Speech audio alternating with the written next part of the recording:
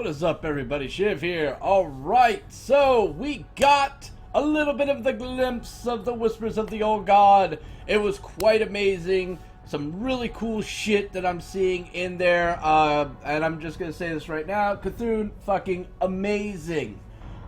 Just fucking amazing. It's definitely a card that I think this game really did need.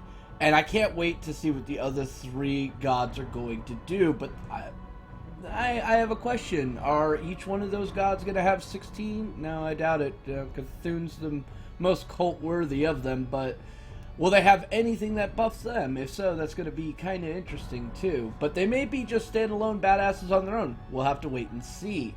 Alright, so we're going to take a look at these 6 cards. And we're going to talk about it and see how cool this shit could actually be. Alright. First up we have the Polluted Hoarder. Yes, so part of their build was literally to corrupt or to influence some of the older cards we've already had. This changed around the mana costs on them, this, that, and the other. So first up with this Polluted Hoarder. Okay, 4 mana for a 4/2. Not overly good, right? But Death Rattle, draw a card. So, what does this mean? Means you guys just got another body that you can throw on the board for draw. So if you're running a combo synergy deck, this could actually go in there, to be perfectly honest with you. I could definitely see a bunch of classes using it. Matter of fact, as a hunter, I would probably use this. Somewhat. But who knows? Now, will this replace, obviously, Piloted Shredder? No, not really. Chillwind Yeti's still better at that. But it is going to be an interesting option. And yes, we got the golden animated ones because I am just that special. But yes, they definitely could possibly do some really cool stuff. And with the rest of the set yet to be shown or released, we don't know yet. Alright? So until like all 134 cards come out, it's going to be very difficult to speculate what kind of builds we're going to be seeing coming out. But this one definitely has a lot of strength that I could see being used. Alright. Moving on to the next card we've got is the Corrupted Healbot. Now this one on paper seems kind of bad unless you're a fucking priest. Now what I love about this card here is this gives priest a turn 9 combo to deal 8 damage straight to face. Alright, that's kind of cool. And you could actually set this up in a very unique way to where you could get, if you're playing in wild format, at least 18 damage combo if you get out your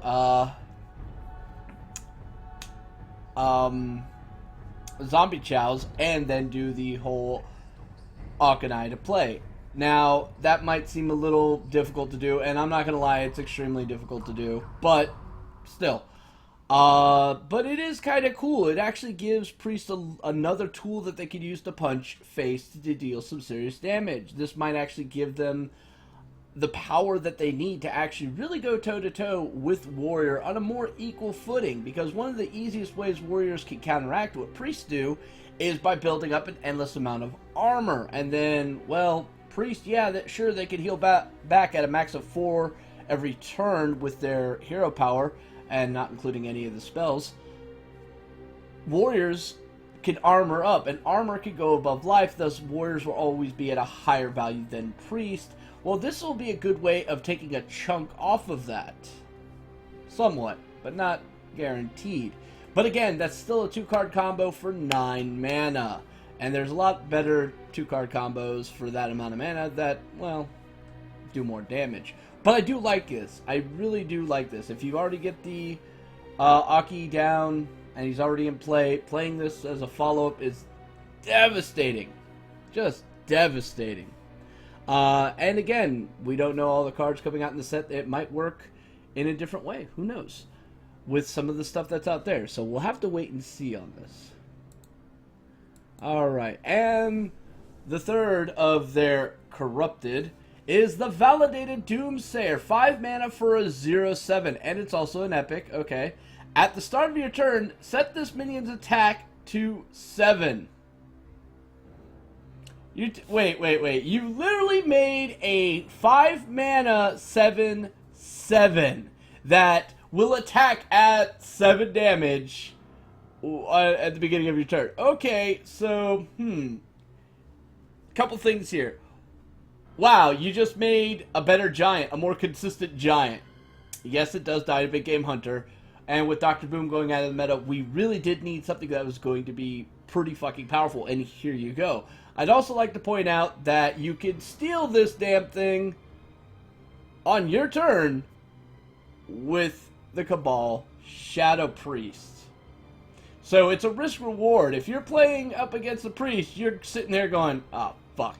You're going to want to try to like hold on that coin or innervate this or whatever. Get it out early. That way they can't just, you know, snipe it off there. But this is definitely probably going to be the strongest 5-drop in the goddamn game that I can see. Alright, Loetheb going out over into wild. That's going to kind of hurt it. So yeah, this is pretty damn strong. It's just an amazing fucking card. I think this is going to be one of those cards that everybody's going to craft because it's going to be used in a lot of those starter decks that are going to be coming out once this expansion comes out because this is just a powerful fucking card. Alright, moving on to the next card. Oh, it's Kissoon! 10 mana for a 6/6, but look at that fucking battle cry! That battle cry is amazing, especially with the rest of the cards that are coming in. And as they stated, 16 cards that basically buff Kissoon. Alright? 16 cards. So, what I started thinking about is like, well, how could you do that overly effectively? And what I started realizing is you'd basically play almost a tempo deck, right? You'd play a tempo deck where you're constantly putting down minions, you're trading off board, boom, boom, boom, boom, boom, but you also had a draw mechanic going in there. So obviously, Warlock's going to have a slight advantage here. Warriors could do some really nasty shit with it too. Let's not forget about all their shenanigans. Paladin in theory could, but not overly well. But yeah, we could also see, Cult Master making an appearance. You know, anything that's going to give, you know, a lot of draw to a deck could definitely make this overly viable. And you don't even really need all that much draw, to be perfectly honest with you, but you are going to need some, alright? Because you'd rather get this coming into your hand, you know, either shortly before 10 or right at 10. That way you could get that huge kind of synergy. But you want to take the time to build up its attack with all those little minions. And let's go ahead and take a look at some of these minions. So we got the first one up here is Beckoner of Evil. Turn 2 play. It's a 2/3 that will give you a benefit later on. So in these decks, this is going to be a huge fucking card. This is a 2-of every single time. A +2 attack, that's automatically making Kissoon a fucking 8 attack. So when he comes down, that's boom, 8, and he's a giant. That's cool. Now, again, it's not all going to go to the face, alright, because it works in the same way as Avenging Wrath does. It works in the same way as a lot of things do. So, yeah, but that's still pretty impressive.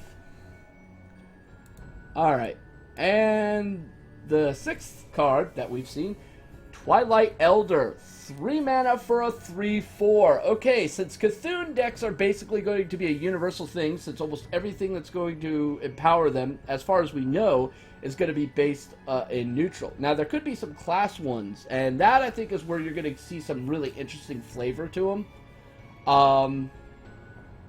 Because then that's at least 9 individual cards that basically buff to Kissoon. So yeah, that definitely will be interesting. But this is a reoccurring effect. This is the guy, like, I'll tell you right now, Rogue, a Tempo Rogue with Kissoon in it, and Twilight Elder. Here's the thing you're stealthing, guys. You want to protect this, stealth it, whatever you possibly can, because you're going to want to get that boost, get that boost, get that boost. And, you know, yeah.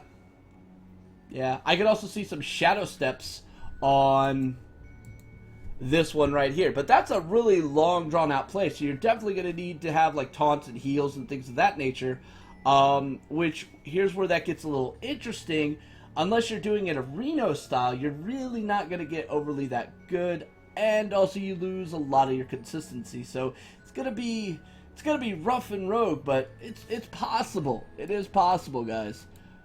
But I like this card simply due to the fact that it's a 3/4 for 3. That's a huge power fucking card. Alright? Even if you're not running Kissoon, you play this motherfucker. I would play this even if I wasn't running Kissoon. To be perfectly honest. 3/4 body.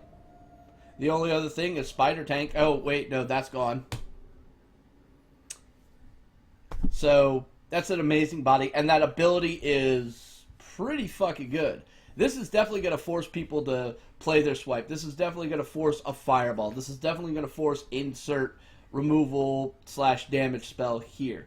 Mages, you'll be wanting... Oh, no, you can't tech flame cannon. Sorry. Yeah. You see what I'm saying? It gets really, really difficult. So, that is the 6 cards. Jeez. Now, there were a couple other things, and I actually took notes on this. Because, you know, I'm anal retentive like that. Now, when they were showing the trailer for this, you know how they do every opening trailer portion, and then, you know, they start flipping out the cards for that set. You know, a couple of the cards, right? But you don't see any of the text. You basically see the mana cost, and on some of them you'll see the stat lines on it. Alright, so you had a 7 mana 6/6. Okay. Probably had some cool special ability. Who knows? You had a 6 mana 2/3 that was a Murloc. 6 mana 2/3 that's a Murloc. That has to be like the most baller ass Murloc there ever fucking was. Alright. You had a 1 mana 1/1 that literally looked like a guy who had shoes flying at him. And you had a 1 mana tentacle. And then you had at the very, very, very end, and I couldn't see the statting on this or the tentacle, a 9 mana card. Now, it was a human caster on that card, holding a dagger, looking really angry. So we know it's a caster. It's most likely going to be mage, priest, or warlock. I'm leaning towards probably warlock, maybe priest. Maybe priest. But then again, I could be completely wrong on this. And it was 9 mana. Now, I will state right now, many times they'll show stuff that's in there that doesn't make it into the game. Alright, so this could all just be wishful thinking, or whatever, but I'm really kind of interested to see what's going to be. Now, one other little side note about that little flip through, and I haven't gone back to look at some of their other ones to see if it's the same way. When they do the flip through, like immediately after the cards, they start flipping through some art pages, then the Blizzard logo pops up. One of the first ones that pops up was an image, and it seemed to last a little bit longer in my mind than any of the others, of the Lich King. Could this be a possible hint of him coming out soon? Maybe not this, obviously not this expansion, but maybe next expansions or somewhere down the road in the near future. Could it possibly be? A lot of people have wanted this to come out. I've been harping on this forever and a day because I want the Lich King, I want monks, and I want the fucking new one that's coming out in Legion. I want them all in this game because, well, 12 is better than 9. So, yes. But all in all,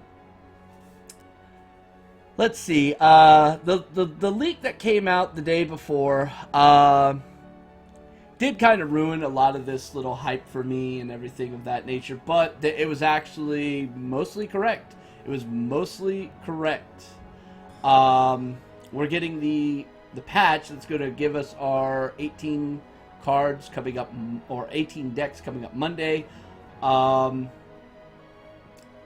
And there's going to be a lot more support and a whole lot of cool stuff coming with that. But let's focus on the old god thing right now, because there's one other cool thing I like about this. You're not going to have to spend 1,600 dust to craft Kissoon. You're not going to have to wish and pray to the RNG gods to pull him.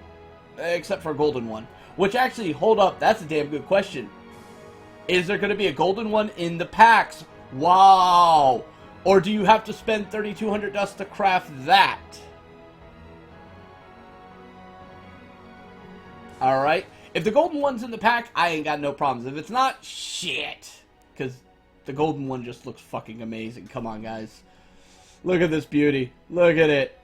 Who wouldn't want that? I mean, that thing is just so busy. So busy. Now, that one god is just downright amazing. I can't wait to see the other three. I really can't. I'm really happy that Blizzard is giving us this legendary for free. And they're giving us 3 fucking packs for free. Alright? And, of course, there's the card back you get if you buy the 50-pack thing, which looks downright amazing. Downright amazing. Seriously, if you got the money, boom. If you got a little extra, throw it at me, please, because I don't. But, yes, that card back is fucking baller status, guys. Not having it, you will hate life. You will hate life. I'm not even going to lie. But anyway, so yeah, that is all for this. Now, there are more cards going to be coming out this weekend. We're going to be getting the images and things of that nature, giving our little review of every single little batch that we possibly can. So stay tuned, keep on watching, and remember, ladies and gentlemen, don't hate the game, hate the RNG. Till next time, Shiv saying, please like and subscribe.